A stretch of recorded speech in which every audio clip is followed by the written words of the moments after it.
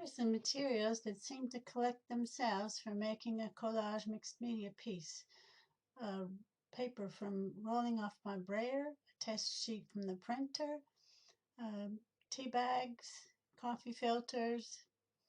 Here I'm painting the coffee filters. I had also prepared a piece of cardboard with gesso on both sides.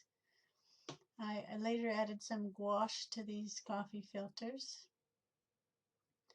This is the background, which I glued the pastry bag onto the gessoed cardboard, and then I used this yellow acrylic and also some things I cut out from supermarket ads.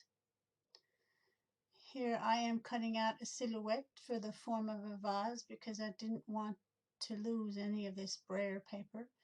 And I also put some white gesso for where I'm going to do the image transfer. These are my finished flowers. I sewed them on the machine with black thread that I kept long so I could use them as the stems, and you can see the shape I used for the vase. Now I have glued down the brayer paper where the yellow makes the silhouette. I did these cutouts where the highlights would have been, and I have also done the image transfer in the lower right. Now I've added a card my sister sent me some time back.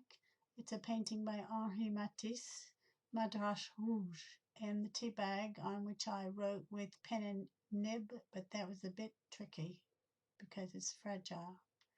This is the finished project.